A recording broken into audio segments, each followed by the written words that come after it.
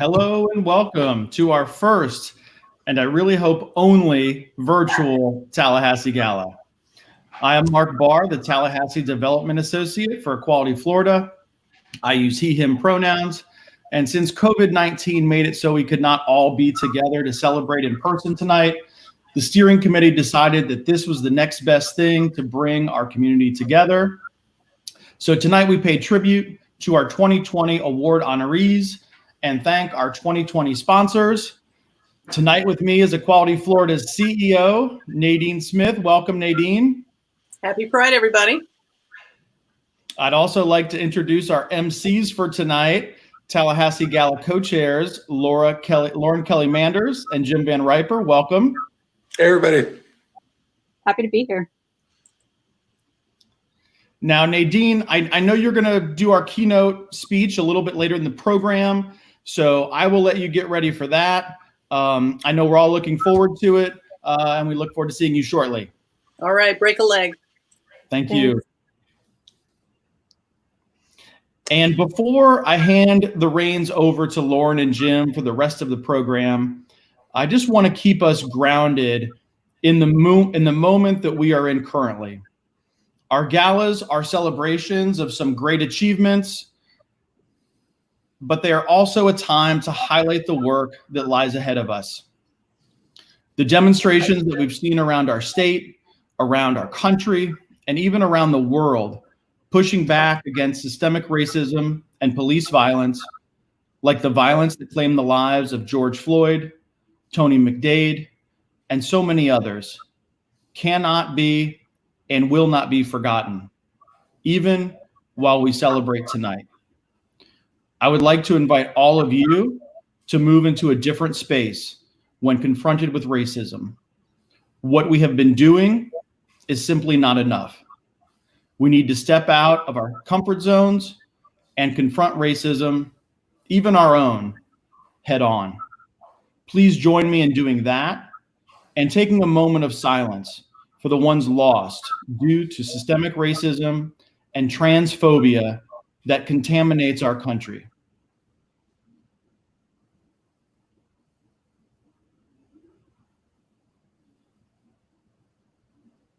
Thank you. Now over to you, Lauren and Jim.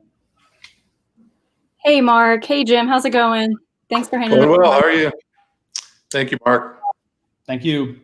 So I just want to add a little bit more to what Mark said. Equality Florida has joined the national LGBTQ+ push for transformational change in policing to end police brutality and police violence. You can find out more information at eqfl.org. And they also initiated a letter of support signed on to by more than 800 national LGBTQ organizations combating to unite racial violence. That's really great, Lauren. It's good to see Equality Florida stepping up in this moment. Absolutely. I'm really grateful that they're leaders in this respect. So Jim, you and I are part of the Tallahassee Steering Committee. We're the co-chairs for this year's gala. Can you tell me a little bit, like, how long have you been on the steering committee now? Wow, I have to think back. I've been involved in either the steering committee or the host committee since the beginning of the galas. I want to say at least 9 or 10 years, probably. Excellent. And so much has changed in 10 years. I've been a steering committee member for about 6 years. And you and I both know that it takes more than just a few folks to do this kind of work. So I want to take a moment now and thank our Tallahassee Steering Committee. Our friends Dana and Joe, Tracy, John Harris, Tip, Deontay, Josh, Ryan, and Adam. This group of excellent volunteers meet once a month to help direct our focus in terms of community mixers, donor events, and this annual gala. So if you're interested, anyone viewing, in becoming a part of this group or one of our other committees, please reach out to Mark Barr, our local development associate. Yes, thank you to everybody on this committee. Also, the list is too long to mention each name, but I'd like to say thank you to our host committee and our honorary host committee. The host committee really, they're a very important part of our gala process. They help us energize the Tallahassee community around the gala event. They reach out to their network of friends, family, coworkers, neighbors, and all that, and bring them into our sphere of influence for Equality Florida for the work that we're doing. And we couldn't do that without them. The honorary host committee is traditionally, elected officials and all that, and others have been working with the organization for quite some time.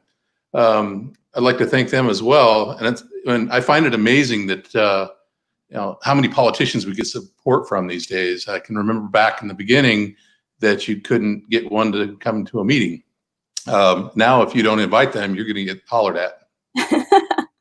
That is quite the sea change. And I'm also really encouraged by the fact that we have openly gay representatives now at the state level in the state legislature and at the local level all across Florida. So yeah, so much has changed and it's trending in a good direction. So yeah, it makes me very happy. So before we get into honoring this year's honorees, let's take a moment to look at some of our silent auction items. We have a silent auction going on right now as well. This year we have a really nice collection of artwork from local artists Dan Taylor, Brenda Pamulapati of Venvi, Aaron Rosenbaum, Ken Richard, Rick Schopfner, and our very own Mark Barr. So you can check out these and all of our silent auction items at the web address on the screen. The auction ends at 9 o'clock tonight. So if you're willing to pay shipping, we can ship it. Otherwise, you can pick up your silent auction items here in Tallahassee. That's pretty great, actually. It's that whole list of names you listed was really awesome. It's the people we know, and they have artwork that you'd be proud to have, right? So, make sure you check them out, and you have until 9 p.m. tonight. Now, I'd also like to thank our sponsors for this year's 2020 Gala season. There we go. Of course, Equality Florida couldn't do the work it does without our sponsors from a state and local and individual level. So a huge thank out to this group. And so especially now, our sponsors need their support, right? Local businesses, things have changed drastically because of the pandemic. So if there's any opportunity to support anyone who is showing Equality Florida and our local and state level their support, please do so. We encourage everyone to show that. So tonight, actually, I don't know if you have yours out, Jim, but I have a wine and cheese board, beautiful, from Madison Social.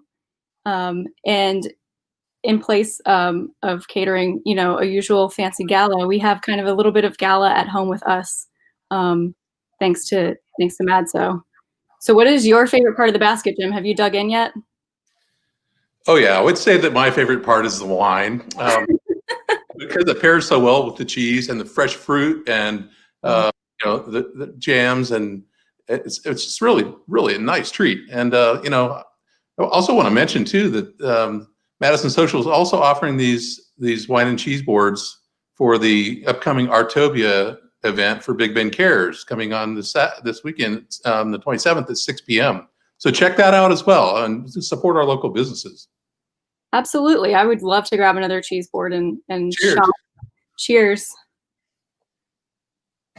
So let's not wait any longer. Let's jump right in. And on our first group, the Voice for Equality Award this year goes to Going Places Street Outreach. And so let's bring on Lucas and Janelle. Hi. Hey.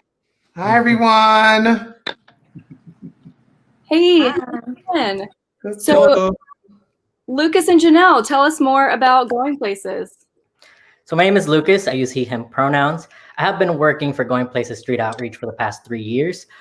Going Places provides resources to young people experiencing homelessness here in Leon and in surrounding counties. We have a drop-in center in Frenchtown where young people can access hot meals, showers, clean clothing, and other basic needs. We also help them find employment, get into school, and transitioning them into stable and permanent housing. We know from national data that 40% of youth who are experiencing homelessness identify as LGBTQ+. So we definitely see that here in our own local community. So I'm really thankful that I get to do this work here in Tallahassee, fostering safe and inclusive spaces for queer and trans young people. Well, I'm Janelle. I don't normally show up at the drop-in center like this.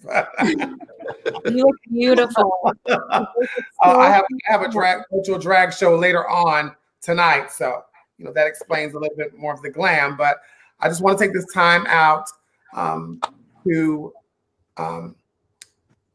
tell Taylor Biro, we are honoring you because you're the founder of Going Places, and literally working for Going Places has changed my life tremendously.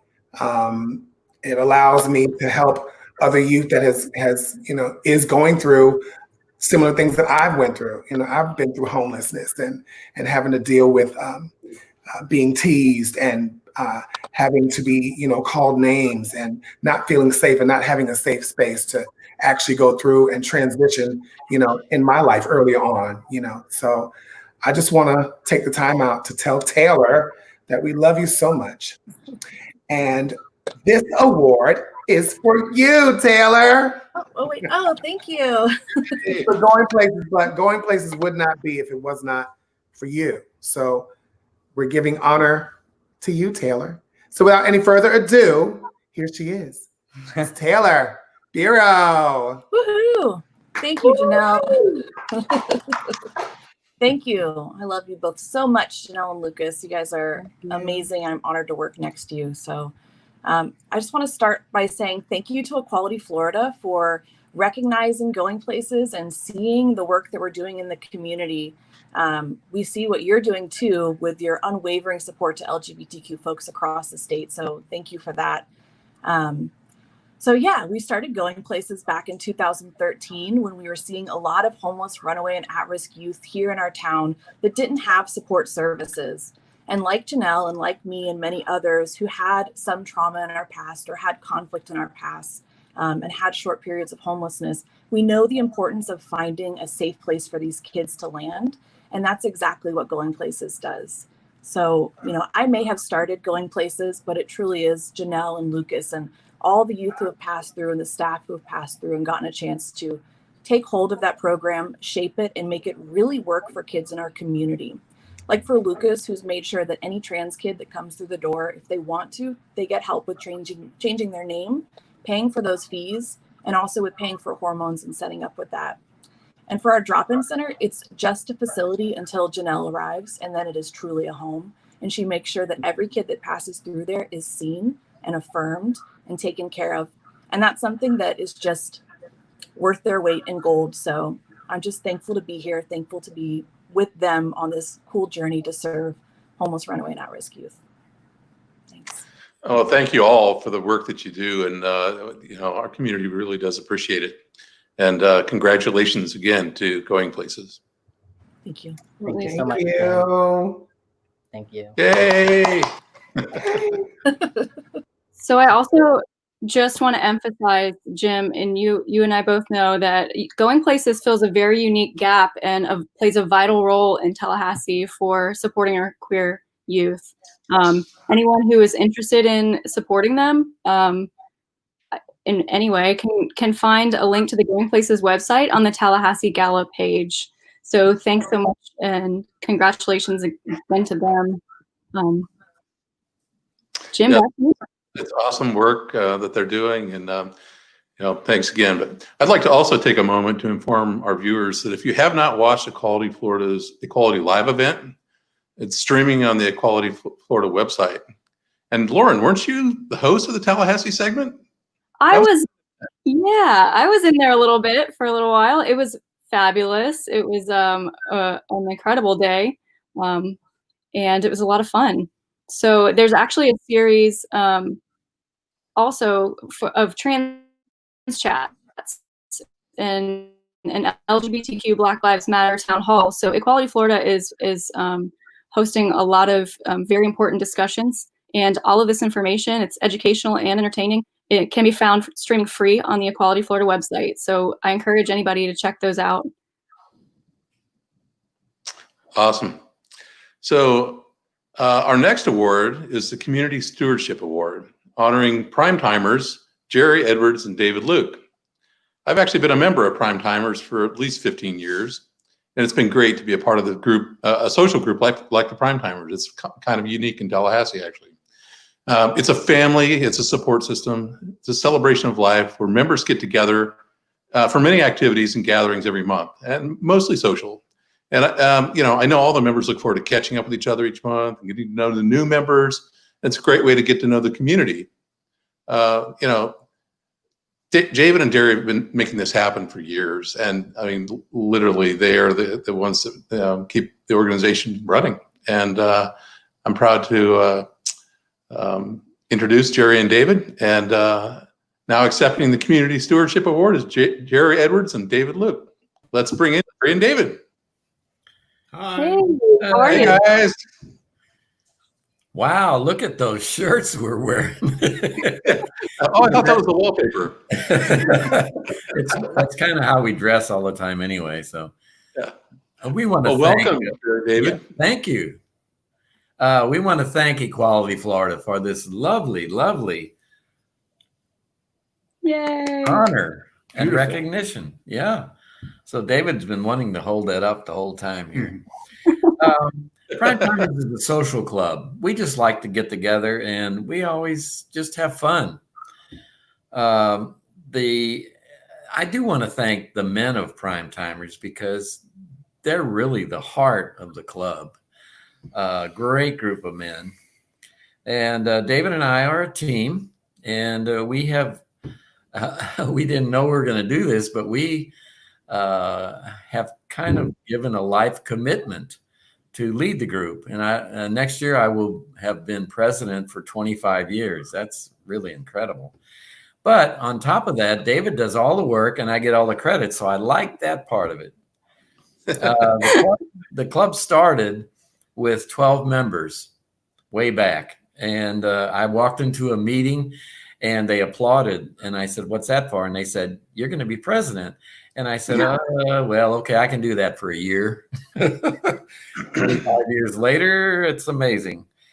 But yeah, the club started with 12 members, and now we have 140 members. And we are the largest gay men's group as our chapter north of Orlando and Tampa. So all of North Florida, we're a good-sized group.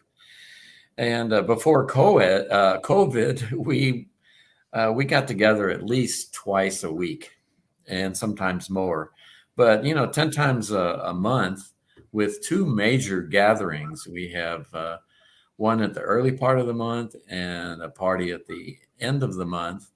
And thanks to our hosts who allow us to come into their homes, all the men bring something to eat to put on a table. Wow. And that's an amazing thing. Yeah. And they can cook. That's right. And all the drinks are provided by the membership fee. So you can come to all of these for the whole year for $35. And that's really quite incredible. And I just can't believe that we have 24 hosts in our membership that will invite us into their homes, open their homes, because that's a lot of people coming and going out of their homes. The members themselves run the club. The social committee is wonderful. They make sure everything flows well at these gatherings. We have dedicated officers and a newsletter editor for our newsletter each month. And you get all of this for $35 a month. So, for a little more than $1 a gathering, it's just hard to beat. And yet there are some who say, "Oh, that's too much money." Oh, yeah, right. But I would invite anyone who sounds like they'd be interested in this to come join us. And again, thank you, Equality Florida and Mark, and for this recognition. It's just a wonderful thing. David, you going to say anything? I think you did good. You two seem to compliment each other so well. I didn't even talk about the wedding that I performed when the marriage became law for gays. And Jim was a part of that. Yeah. Yes, I was. I married 3 couples at Cascades Park, and it was just a fun occasion. In the shadow of the governor's inauguration. And we got more publicity in the Tallahassee Democrat than he did. So. Yeah, I think he was in our shadow. I was there that day. It was so wonderful. It was so a great day. Congratulations. Congratulations, Jerry and David. Thank you. Yeah, thank you for bringing the life to the party. Hey. You're welcome. Thank you. Thank you so much, guys. All right. We love you and appreciate everything you do for the community. Congratulations. So we have just over an hour and a half left to bid on your silent auction. There are some great local gift cards and gift baskets, experiences, and my personal favorite, brunch and bubbles for 10 at Jerry's Midtown Cafe. So you can just check out the silent auction at the website on the silent auction ticker. Should be right below me here. Yeah. Yeah, right on the bottom of the screen. There you go. And so next I want to bring on now Florida's Director of Public Policy, John Harris Maurer, to help introduce our next honoree. Hey, folks. It is hey, lovely to join y'all. I appreciate any gala where I don't have to wear pants. That was my line.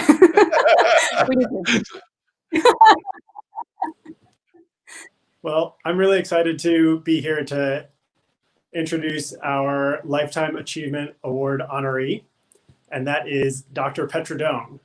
So for those who haven't had the pleasure of getting to meet Petra before, I would say Petra Doan is the epitome of a pioneer for Tallahassee's LGBTQ community.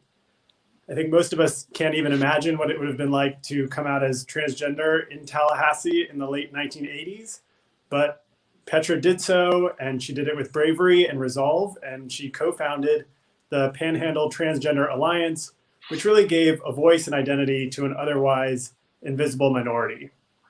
So Petra has been organizing and serving others for decades, really at all levels. She's been a local leader on the board of the Family Tree in Tallahassee. At the statewide level, she's been a leader on the advisory council for transaction and on the statewide board for Equality Florida. And even on the national stage, she's founded Inclusion, an LGBT interest group within the Association of Collegiate Schools of Planning. Dr. Doan has been advancing LGBTQ equality throughout her impressive academic career in Florida State University's Department of Urban and Regional Planning. It's really where I first got to meet Dr. Doan when my husband was taking one of her classes. But she's focused her research on the importance of queer spaces. And her thoughtful and compelling commentary has earned her numerous awards, as well as a keynote address at the TEDx FSU event. Over the years, she's mentored many LGBTQ students at FSU during her decade, in particular as a faculty advisor for the FSU LGBT Student Union. I can't think of somebody in Tallahassee who has blended her professional and social passions better and who is so educated and enriched the lives of so many of those around her. So I really can't think of somebody that's more deserving of the Lifetime Achievement Award than Dr. Petra Doan. And there's Petra. Thank you, John Harris, for such a lovely introduction, and Jim and Lauren for your work as MCs. I am deeply honored and profoundly grateful to be recognized for my lifetime achievement by Equality Florida, one of my very favorite advocacy organizations. My lifetime isn't over yet, as at least so my wife is hoping, but perhaps I need to think about having 2 or 3 distinct stages. For my first 42 years, I was seen by almost everyone as a man, though that designation never fit terribly well with my embodied self. But I played a good game. I knew from around age 4 that I was different, and this terrified me because it was too hard. In 1959, gender difference was not well understood. It was considered a disease that had some pretty dreadful attempted cures: electroshock therapy, chemical aversion therapy, and some really nasty stuff like that. So I guess I sensed that, and I kept myself deeply closeted. perhaps even deeply bunkered, with a pretty impenetrable outer shell. I was terrified of being labeled a freak or a queer, especially by my older brother's friends. As soon as I was able to grow a beard, I did so, and that became a really good disguise. When you have a big, full, bushy beard, nobody thinks you're a woman inside. My second life stage started during graduate school in the early 80s when I was at Cornell and spent hours and hours in the graduate library looking over, trying to understand something about who I was. I devoured tomes on cross-dressing, transvestism, transsexuality, and other related pathologies. I knew I wasn't sick, but I sure was stuck, and I had no idea how to move forward. By the time I arrived in Tallahassee in 1989 to start teaching at FSU, I knew I needed to get out of my bunker and start connecting with the LGBT community, but I still didn't know how to do that. How do I find people? Ruby Fruit Books in Tallahassee, which was a great lesbian feminist bookstore, was a great place to start. I met Leslie Feinberg there at a book signing, and that connection with Leslie was incredibly important for me. I used to take trips to Charlotte, Atlanta, Chattanooga, where there were trans support groups because we didn't have anything in Tallahassee. After a while, I got tired of driving so far. I've done a lot of driving, but that was too far.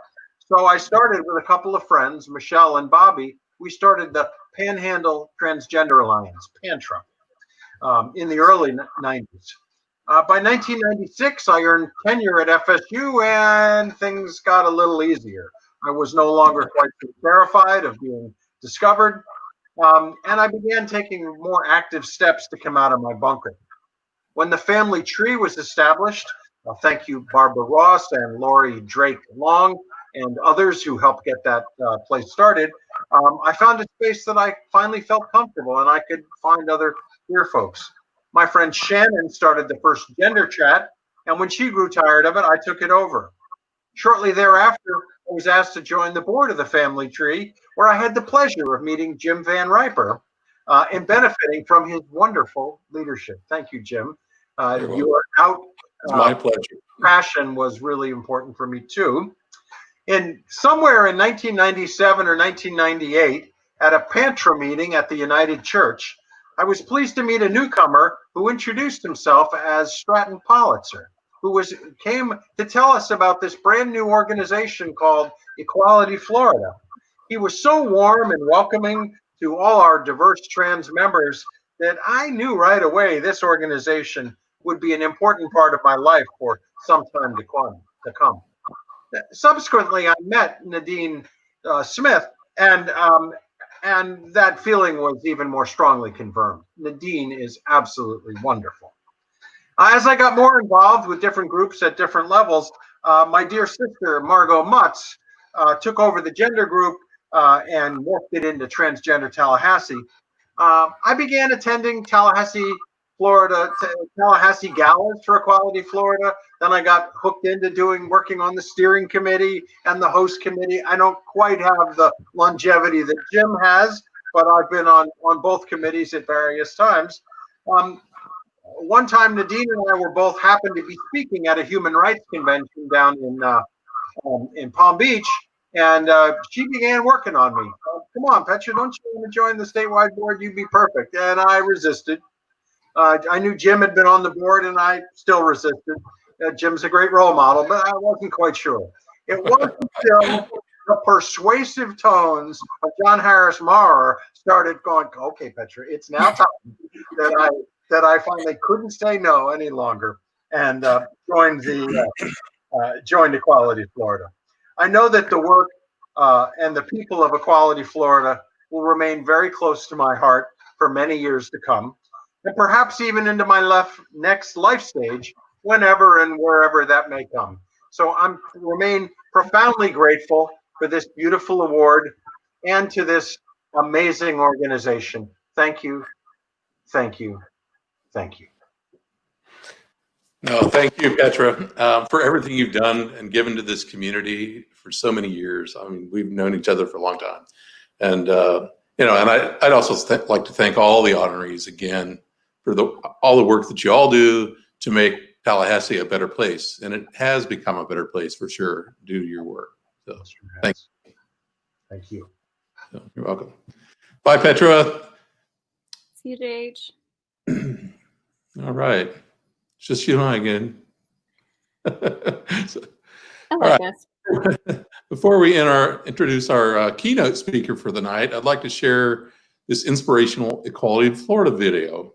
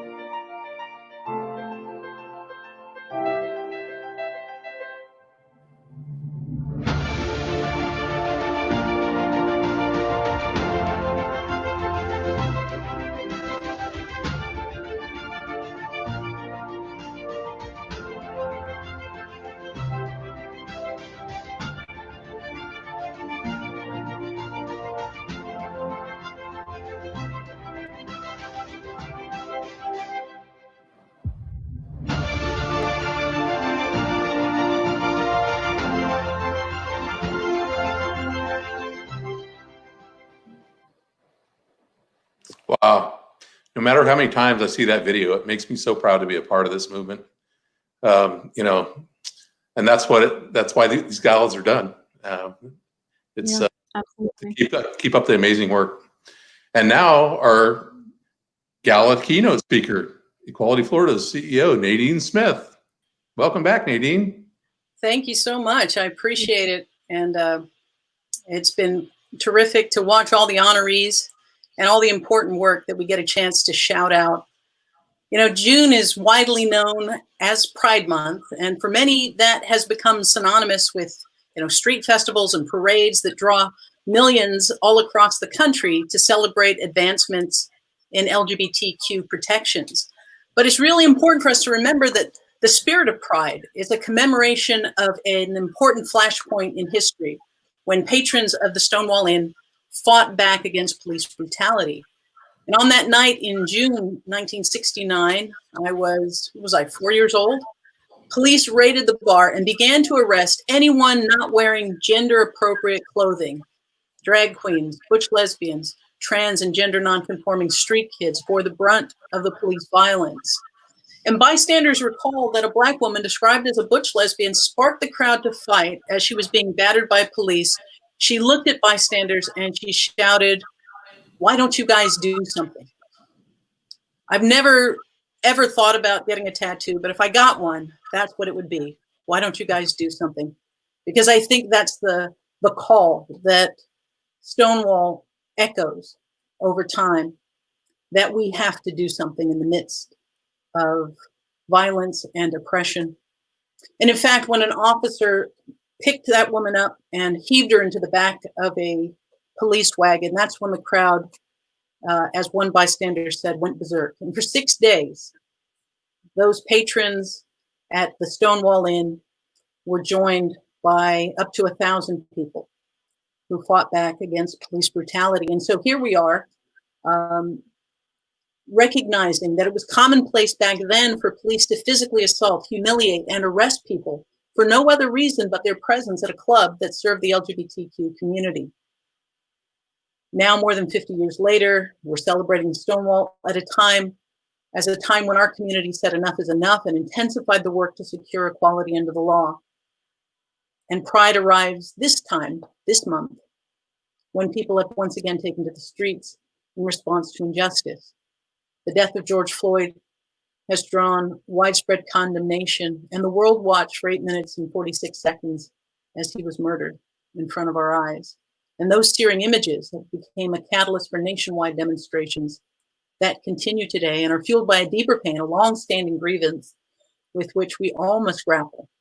And in Tallahassee, we still await the answer to our question in the wake of Tony McDade's death. Did police properly act to apprehend a suspect, or did they simply open fire because Tony's life did not matter? Those questions have to be answered.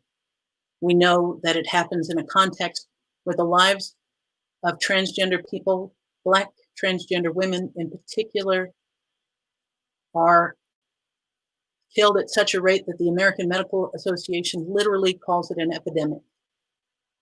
We have to demand the truth. We have to demand those answers. And this year's convergence of events in June underscore just how tightly entwined all of the struggles for equality are. So even now, as we celebrate the anniversary of marriage equality, we scored another milestone victory in the Supreme Court with a 6-3 ruling by a conservative court written by a conservative justice that made absolutely crystal clear that sex discrimination means that it is illegal to discriminate based on gender identity and sexual orientation. But we do have more work to do. We have to make sure that our state codifies those protections. We'll notice those protections and will enforce them, not compelling us to go to the courts to secure them state by state. The U.S. Supreme Court has caught up with the American people, and we call on Florida's legislature and the governor to stand in front of that ruling and declare that Florida is a place where all are welcome and all are included. It's also important to remember that we could not have celebrated this Supreme Court victory had it not been for those who sacrificed to usher in the 1964 Civil Rights Act. We could not celebrate Pride Month had it not been for Black, lesbian, bisexual, transgender women who fought back when the police raided Stonewall. And as we take to the streets to continue the call to end police brutality and chant the phrase Black Lives Matter, we have to remember the Black queer voices that launched that movement. So here we are, once again at a flashpoint in American history. In one direction is fear. The people who say, make America great again, want to drag us backwards to an idea of America where inequities and injustice were covered over. But on the other side of the pain is a better America, where we look at our history not to hide or spin or lie, but to say this is who our country has been, this is what has made us who we are, and this is the better future. This is the multiracial future where everyone has a stake, a place where safe and healthy schools is not just the name of our program that serves all of the schools, public and private in the state, but a reality for every single student. And so today I'm thrilled to be able to join you in celebrating all of the honorees, and most of all, to thank every single person who has made an investment in this work, who is a donor to this work, who has volunteered to make our mission a reality in the state. We need you now more than ever. We're heading into the most significant election cycle of our lives, where Florida will likely decide who the occupant of the White House will be for the next 4 years. We have breakthrough races where we can send representation that has never existed in our state to Tallahassee. And it requires that we not only prepare to vote, not only register to vote, but make sure we're able to vote by mail. You need only look at Georgia and Kentucky, where people literally had to pound on the glass yesterday to ensure that the polls did not close. We know that voter suppression is a tactic of those who fear what real democracy means. And we know that true democracy, true representation, when the more people vote, the swifter come the protections of our inherent rights. And so we've set up something that allows you to register to vote by mail. So please register to vote by mail. I know I have an emotional connection to going to the poll the day of the election, the first time I voted, going with my dad, all of that. But we cannot fall prey to voter suppression tactics, and vote by mail gives us the insurance that no last minute shenanigans will keep us from having our vote count, and when so much is on the line. So thank you again for your investment in Equality Florida. Please visit the auction, make a contribution, and join us in celebrating the past, that has led us to this moment and the future that working together will secure. Thank you. Good night.